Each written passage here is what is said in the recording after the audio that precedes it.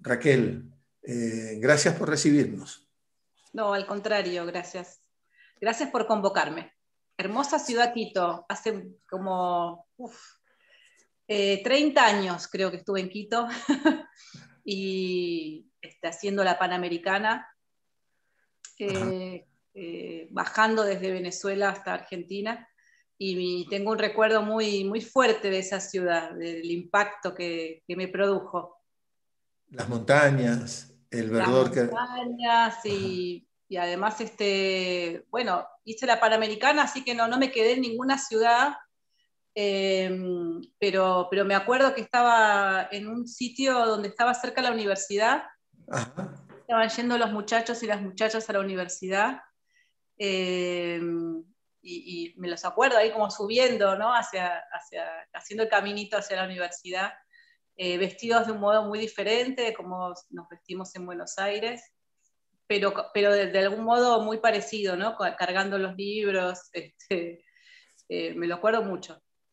Ustedes, las argentinas, los argentinos, tienen ese espíritu, ¿no? A mí siempre me llama la atención. No eres la primera mujer argentina que hace un recorrido tan largo, bajas en esa línea tan larga que es nuestro continente, nuestra América, en bus, que dicen que es una de las mejores maneras de conocer el mundo, ¿no?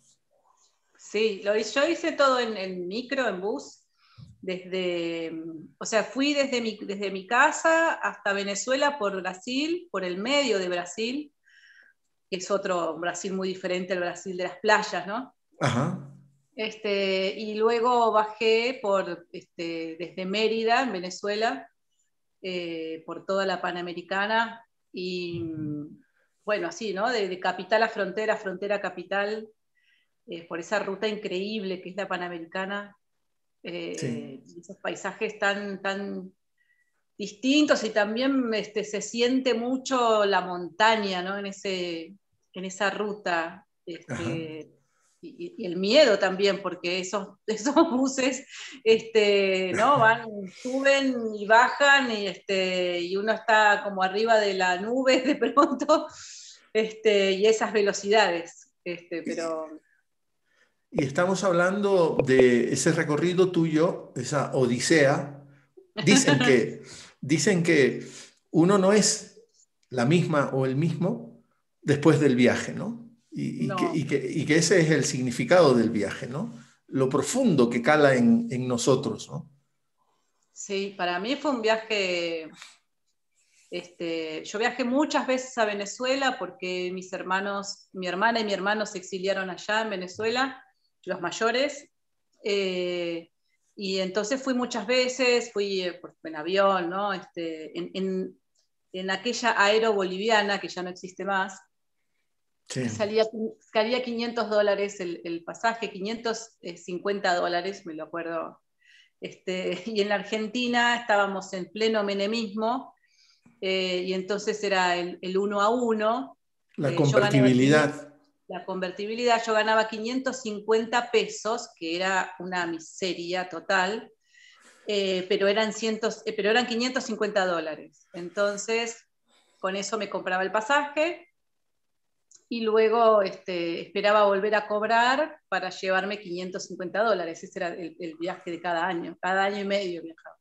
Pero Recu- una vez lo hice a pie, lo hice ahí en micros, y bueno, eso fue un aventurón. Hablaste de Menem y el cerebro detrás de Menem, en la lógica económica, era un señor Domingo Cavallo, si no lo Domingo recuerdo mal. Cavallo. Anduvo por Ecuador también, Ajá, asesorando a un presidente que, que nos propuso locura y media, ¿no? Y desde esa época, en nuestra región, venimos padeciendo ese recetario neoliberal, ¿no? Que le importa un comino los pobres, ¿no? sí, o sea, eh, esa fue una época muy particular, ¿no? O sea, no es que hayamos zafado el neoliberalismo, no estamos acá, toda la región padeciendo Sí, sus distintas formas. Pero ese momento fue un momento un poco pornográfico, ¿no? Del neoliberalismo, de la introducción del neoliberalismo en la cultura. Y eso fue Sí. muy brutal, ¿no? De los beneficios de las privatizaciones, los beneficios de dilapidar el Estado, el empleado público como la peor porquería, ¿no?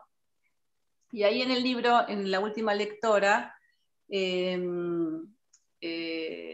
un episodio, no sé si lo recordarás, o si,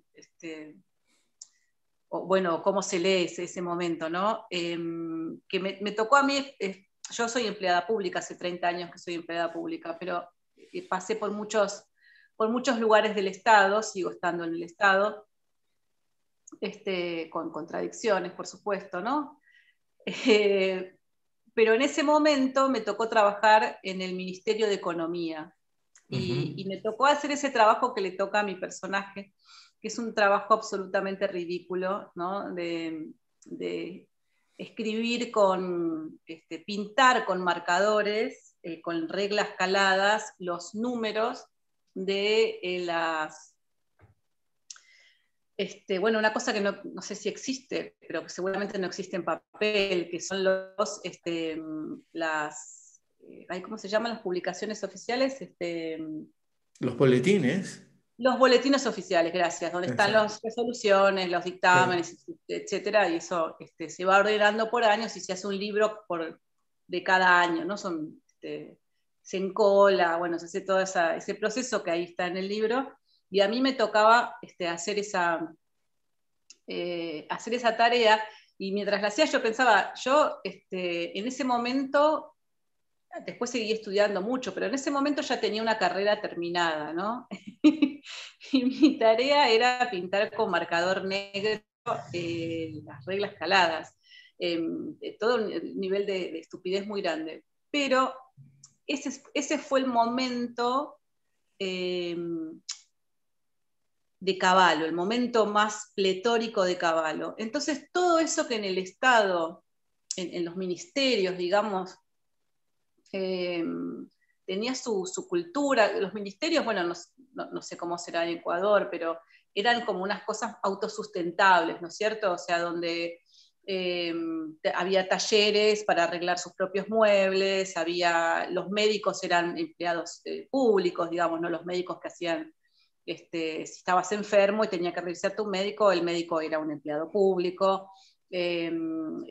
Bueno, esto se encuadernaba, las bibliotecas, en una biblioteca pública, se encuadernaban los libros, se arreglaban, bueno, cada ministerio era como su propia ciudadela, digamos, ¿no? Y el Ministerio de Economía está ahí en la Plaza de Mayo, al costado de la Casa de Gobierno, y tiene, como se dice en el libro, cinco subsuelos, ¿no? 5 pisos para abajo, además de los pisos para arriba. Y entonces Cavallo, Menem en ese momento, tercerizaron todo. Sí, qué Entonces, barbaridad. todo, absolutamente todo. Digo, la limpieza no la hacían las empresas, había personas, empleadas públicas que hacían la limpieza y todo así, ¿no? Entonces esas tareas quedaron, bueno, totalmente caducas, todas esas tareas, ¿no? Y todas esas tareas quedaron en manos de empresas, pequeñas, grandes, ¿no? Empresas, todas las tareas, ¿no? En ese momento todavía más.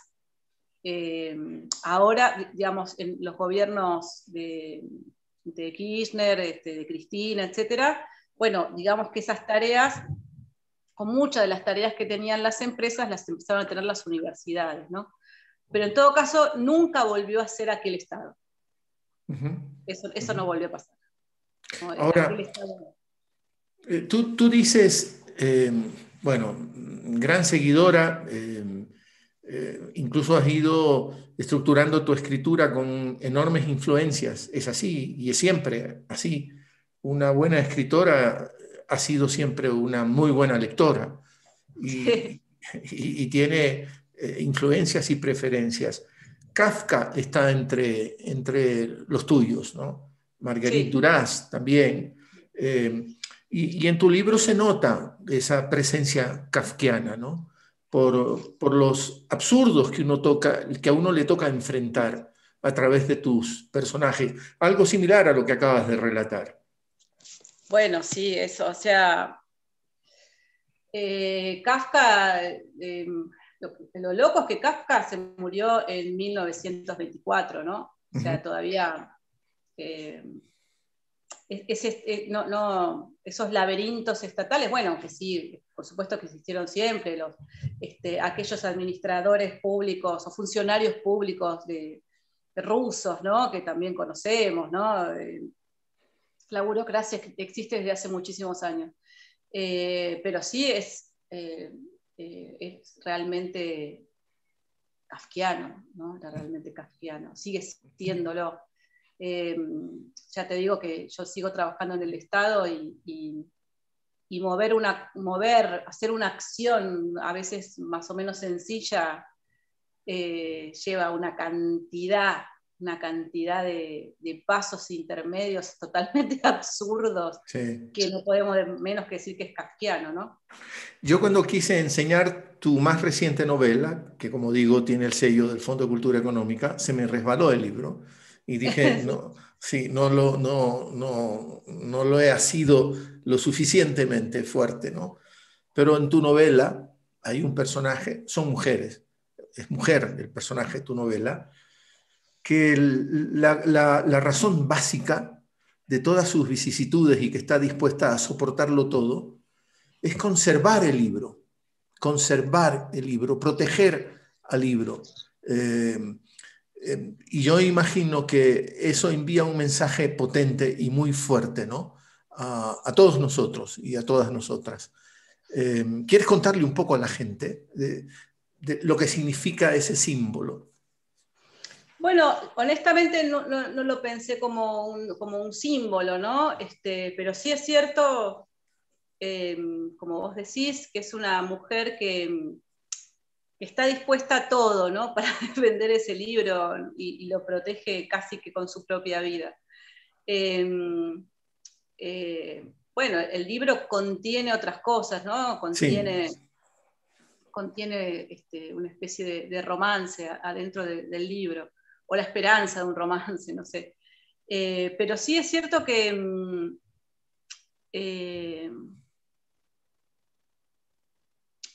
que ahora que me lo estás diciendo, me acuerdo yo misma de una noche, hace también, qué sé yo, qué cantidad de años, en la que estaba leyendo un libro a la noche eh, y mi marido de ese momento, el padre de mis hijos más grandes, todavía no tenía ningún hijo yo en ese momento, bueno, en un momento se molestó con la luz, ¿no? Me hace acordar a ese poema de Kafka, que cita Kafka, ¿no? En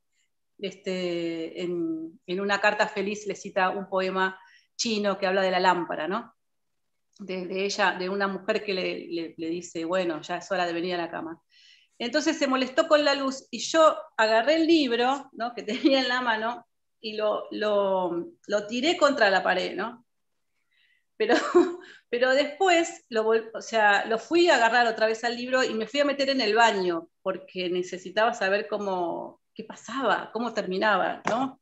Entonces pensé eso, bueno, cómo a veces quien tiene ese vínculo un poco pasional o loco con la lectura, está dispuesto como incluso a tener todo tipo de peleas, ¿no? En el caso de este libro en particular, de la última lectora, ella defiende ese libro, pero además creo que se defiende con los libros, ¿no? O sea, se defiende del mundo exterior, que se convierte en un lugar muy, muy, muy hostil. Bueno, anudada, digamos, eh, como diría Ricardo Piglia, como a la mala lectura, ¿no? A la lectura enferma, a la lectura, una lectura que va más allá, digamos, bueno, de como cuando una lee un libro, ¿no? Qué sé yo, disfrutás del el goce estético del libro, o inclusive, no sé, querés saber la trama, o de qué va, o cómo sigue, qué sé yo, sino como esa lectura de intentar encontrar en el libro una serie de conexiones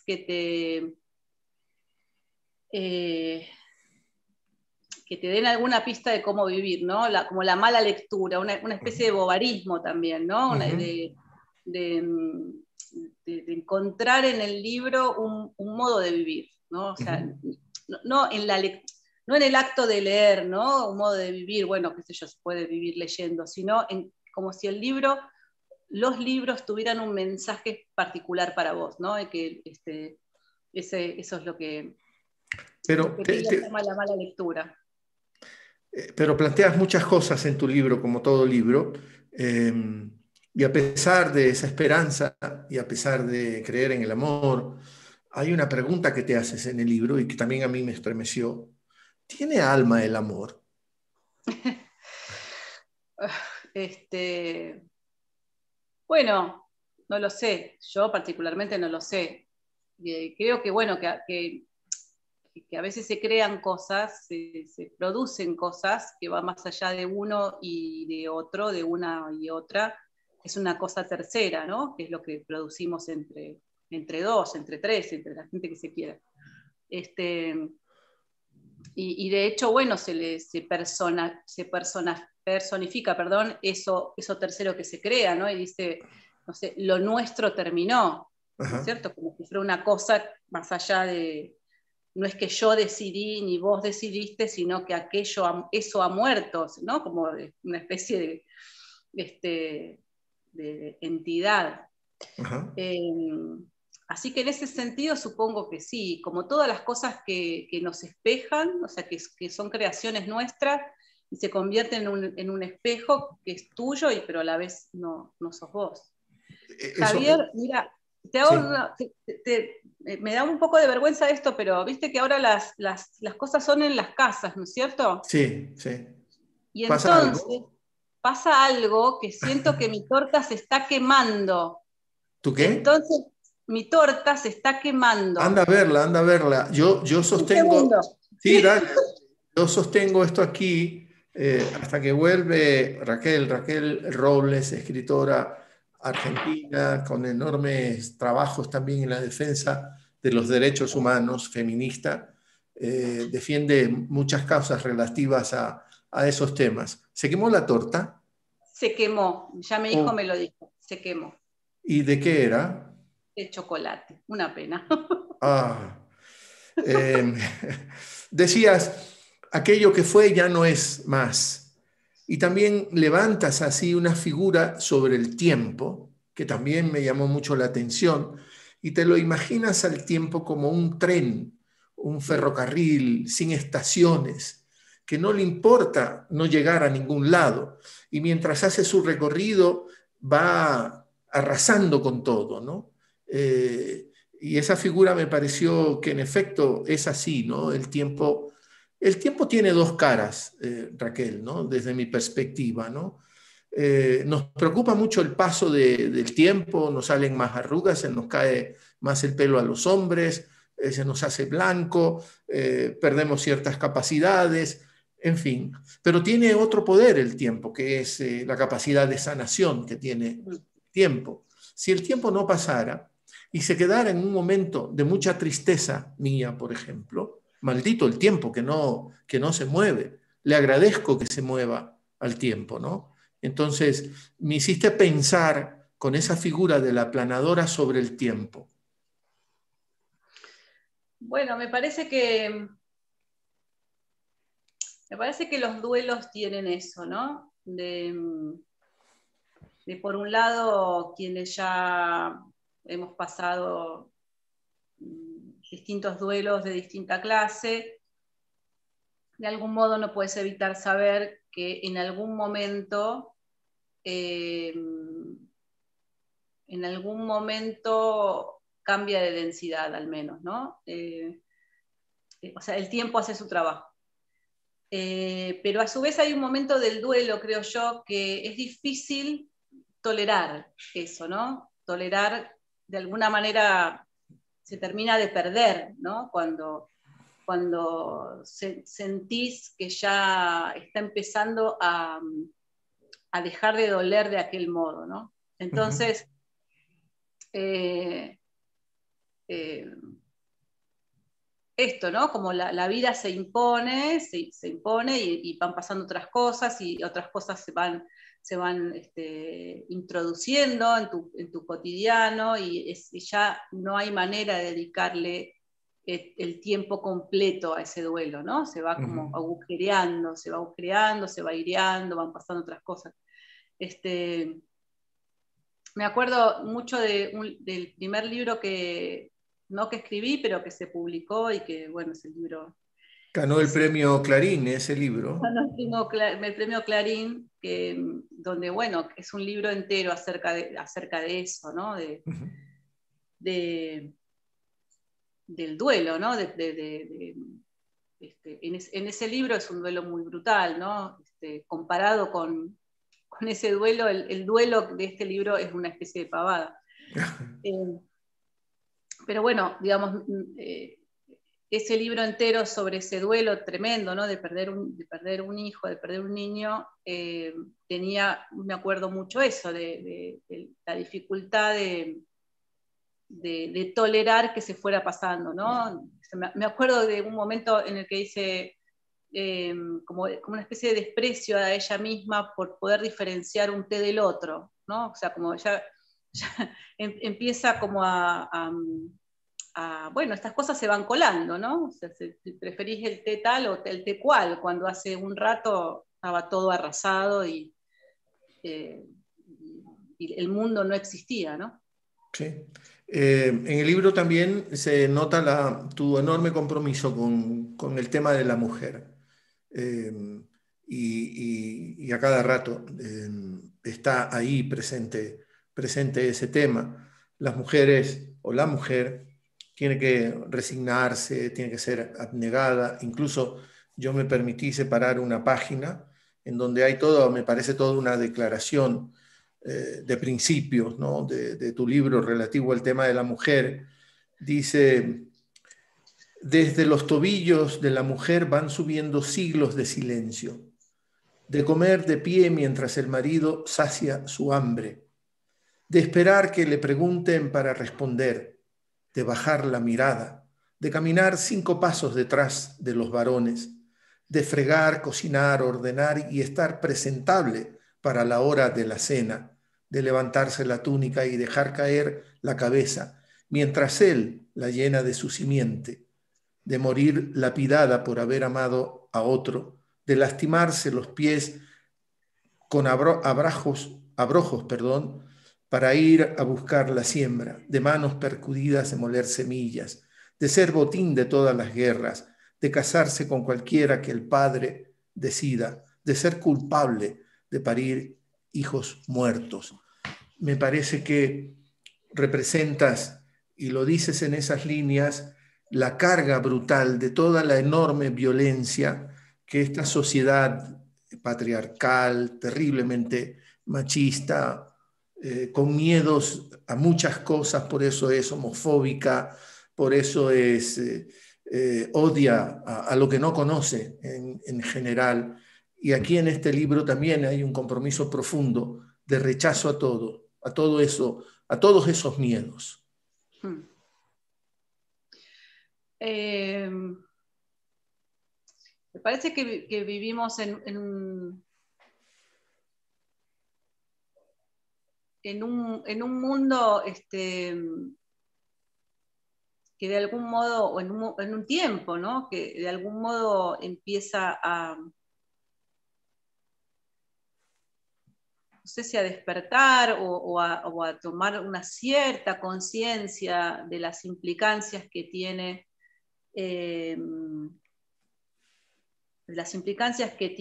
el altísimo nivel de sometimiento al que se tiene a las mujeres, y etcétera, ¿no? yo pienso fui educada en una idea del progresismo, ¿no? En el sentido de que todo lo que viene adelante siempre será un poco mejor que lo que queda atrás. Y pensaba, hace 70 años que en la Argentina las mujeres votan, por ejemplo. Hace nada, ¿no? Hace nada que las mujeres votan. ¿Cuánto hace del fin de la esclavitud? El fin real de la esclavitud, ¿no? Porque aquí en 1813 se hizo la declaración, ¿no?, contra la esclavitud, pero se seguían firmando contratos con personas, ¿no? Bueno, ya no se les daba latigazos de repente, pero se seguían firmando contratos por 10, 15 años, ¿no?, donde de trabajo absoluto por casa y comida, ¿no? Sin derechos. Sin derechos ninguno. Sí. Entonces, el ser humano tiene un nivel de brutalidad tan naturalizado, ¿no? Tan naturalizado, y un nivel o sea, no solamente la brutalidad del golpe, sino la brutalidad de suponer que hay alguien que te debe, por ser, por existir en determinadas circunstancias, te debe un servicio, ¿no? Es muy brutal. Pero también dices, como esperanzador, ¿no? Lo imposible tarda un poco más. Sostienes. Y en el tema de la mujer y las luchas de la mujer, nosotros siempre miramos a ver a la Argentina. Sentimos que en Argentina, en esta región, los pañuelos verdes, las mujeres manifestándose decididamente, Argentina es un referente, Raquel, y me preguntaba, ¿cómo serías tú? ¿Cuánta indignación tendrías que manejar en una sociedad como la mía, la ecuatoriana? Y probablemente un montón, probablemente un montón. Ya manejo bastante en esta sociedad, como la mía, que además vivo en Buenos Aires, ¿no? Que no es exactamente la Argentina. Pero que tampoco, perdona las interrupciones, Raquel, pero tampoco ya no es esa ciudad europea que parecía hace algunos No, años Buenos Aires.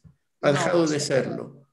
Por suerte no, por suerte, por lo menos, es decir, por lo menos hay una cantidad de gente un poco mayor, creo yo, que no basa su autoestima en parecerse a un europeo, ¿no? Porque además es tan brutal Europa, es tan brutal lo que ha hecho Europa con el resto del mundo, Sí. es tan bestia, ¿no?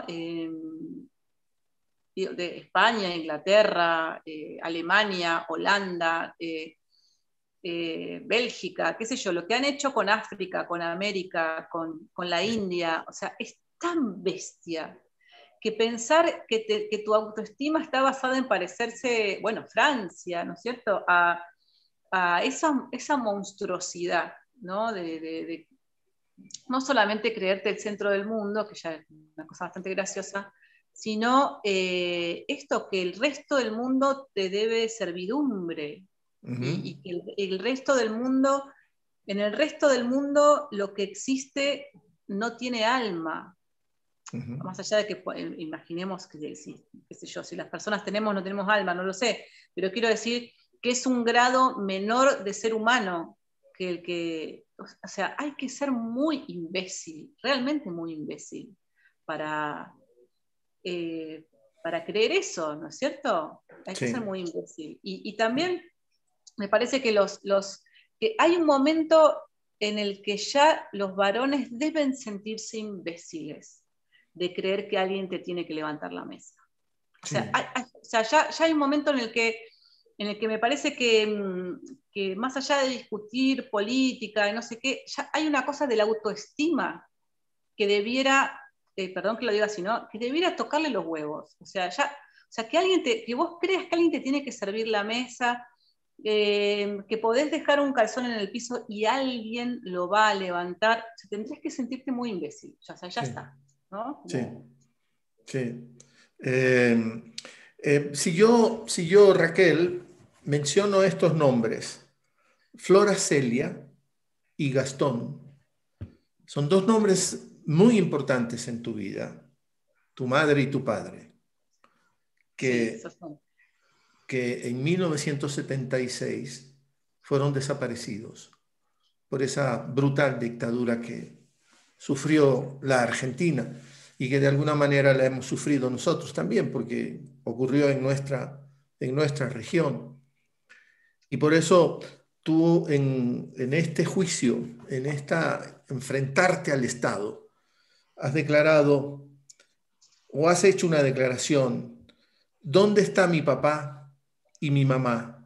Me quedé en pelotas frente a la justicia. Es que son más de 40 años reclamando que te digan dónde están. Desaparecieron a tus padres y me parece que tu madre estaba embarazada cuando se la llevaron. Y también conocemos, o no, es un dato que lo manejo No, mal o no, o sí. sea, no es que está mal, sino que eh, lamentablemente no tenemos esa certeza, o sea, es una sospecha, no tenemos esa certeza, pero frente a esa sospecha, bueno, hemos hecho todo lo que hemos podido por dilucidarlo, ¿no? Hemos dejado nuestra muestra de ADN en el banco genético estatal, en el banco genético de abuelas, etcétera, bueno, este, por el caso de que hubiera sido así. Lo que tiene, digamos, de perverso el mundo en el que hemos crecido es que no solamente esperamos más de 40 años, en mi caso 44, hay otros que todavía están esperando, no para que haya justicia, sino para que haya un juicio, ¿no? Ujú. Sino que bueno, que los juicios tampoco nos han traído la información que no teníamos, ¿no? Ni esa información ni ninguna otra. La información sigue siendo algo que se reconstruye con sobrevivientes, poquísimos sobrevivientes que existen. Eh, ¿Cuántos nietos llevan ya las abuelas de Plaza de Mayo recuperados? Más de 120 sí, nietos, ¿no? sí. Eh, yo me imagino cómo eso afecta al alma de un pueblo, ¿no? Al alma de un pueblo. Cuando pienso en España, y hablaste de la invisibilidad europea, ¿no? La culta y civilizada Europa, ¿no? Y España que no ha podido enfrentar los desaparecidos de la dictadura de Franco. Y Franco se dio el lujo de poner un rey, que lo que hizo fundamentalmente, y siguen haciéndolo, es seguir protegiéndolo, blindando toda la época de Franco, ¿no? Y yo cuando hablo con un español y le pregunto qué es esto de tener monarquía, que lo que ha hecho es proteger al dictador, hagan como Argentina, ha sido doloroso, pero han enfrentado ese trauma, ¿no?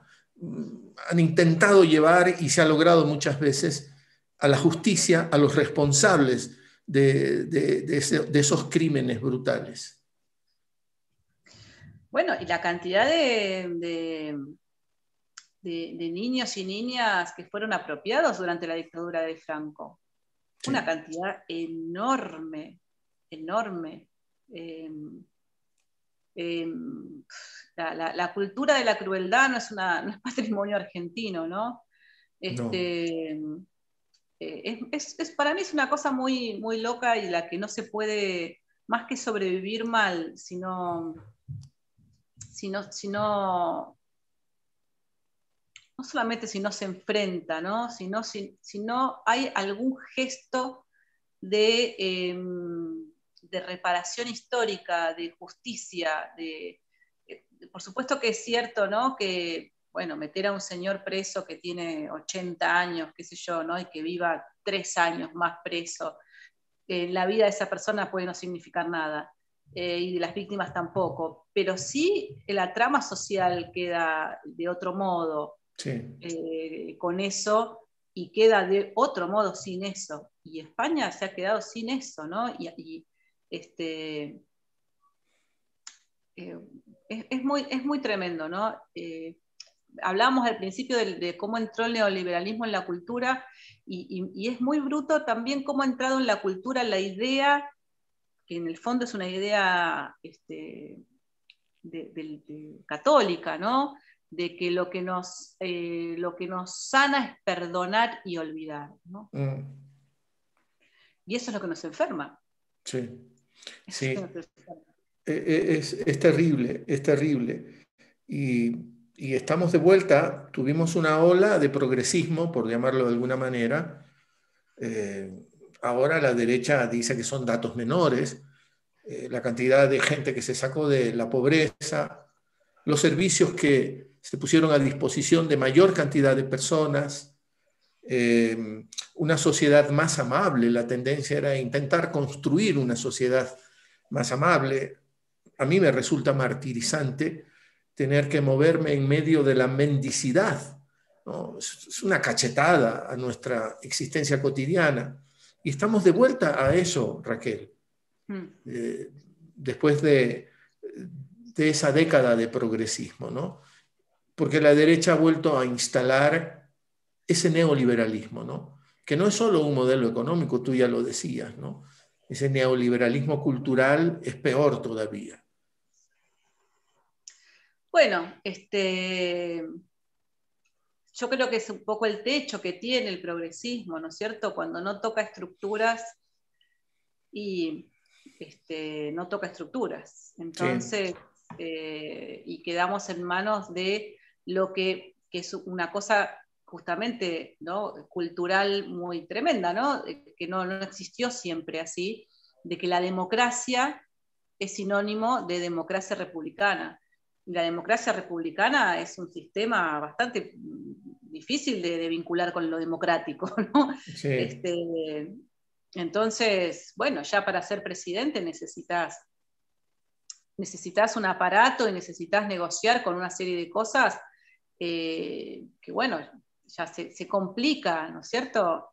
Te Yo sé alejan que de la, esto que te alejan de la utopía, esas de la negociaciones, ¿no? utopía, por supuesto, está bastante de modé la idea de la revolución, pero no ha habido en la historia otra forma que, que implique, digamos, modificar los términos, de verdad.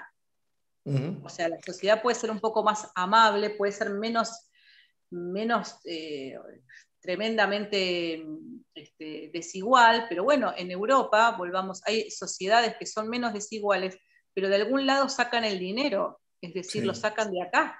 exacto, exacto. Lo sacan de acá y de todos los inmigrantes que trabajan prácticamente gratis. No nos queda ya mucho tiempo, pero no quiero irme, Raquel, siempre agradeciéndote tu generosidad, todo este tiempo que dedicas. Es que queremos que la gente te conozca un poco más, que se acerque a tu más reciente novela. No digo la última, porque sería un error. No, esta no es la última, escribirás otras. Esta es la más reciente, La última lectora. Eh, Decía, ¿lo trataste a Horacio González? No lo traté personalmente, pero es muy tremendo lo que pasa, lo que está pasando durante este año, ¿no? Es muy tremendo.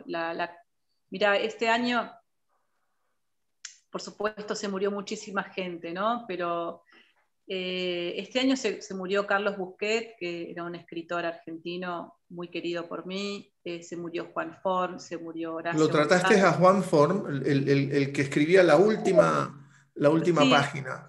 mira, o sea, lo traté de refilón hace muchísimos años cuando yo trabajé eh, como colaboradora en Página 12, o sea, que Sí. iba a la redacción a entregar mis cosas nada más, o sea que muy de refilón no tuve un vínculo con él. Sí tengo, todos mis amigos y amigas tienen vínculo con él, entonces ha sido un momento, es un momento muy, muy difícil, ¿no? En el que la muerte está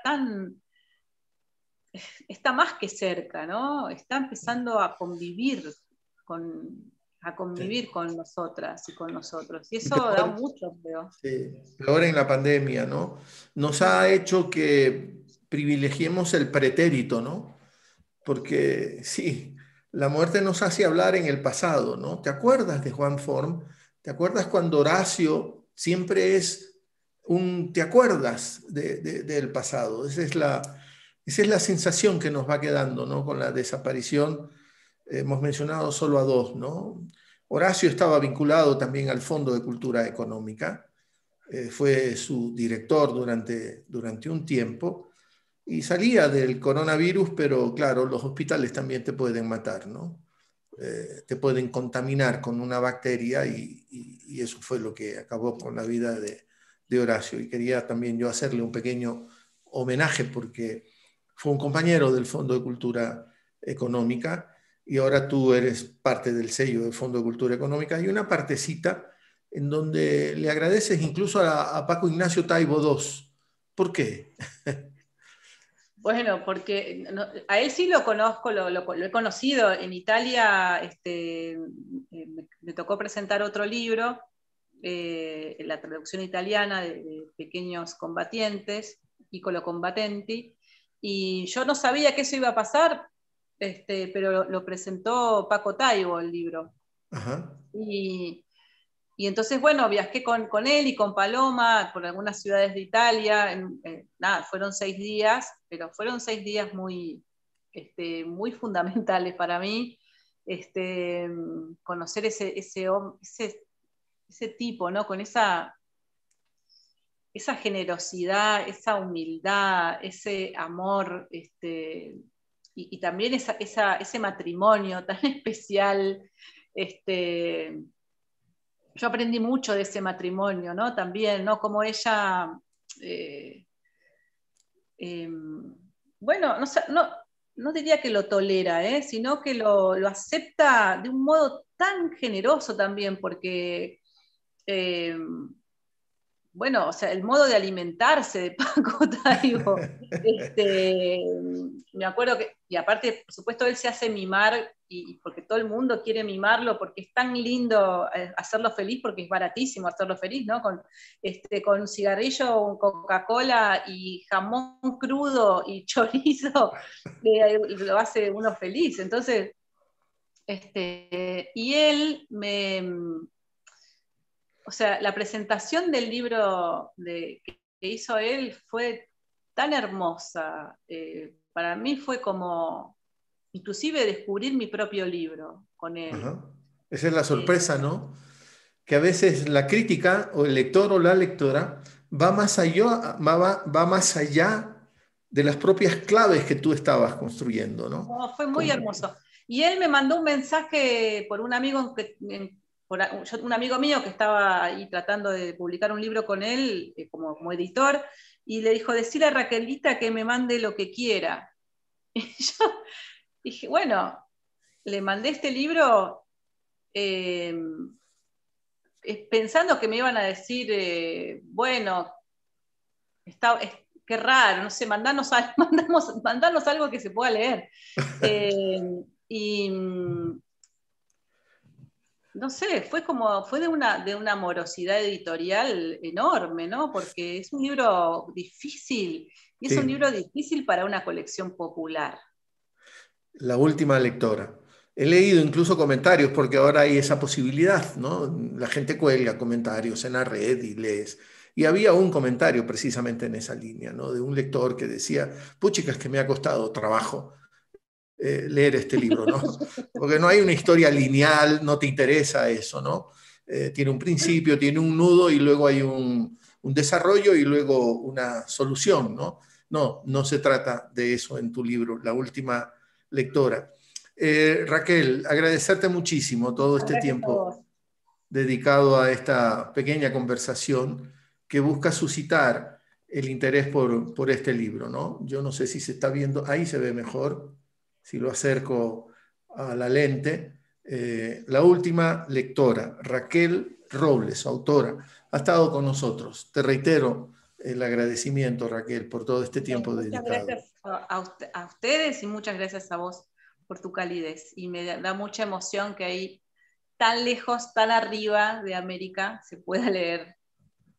Se pueda leer cualquier cosa que yo haya escrito ahí en ese lugar tan bonito como Quito.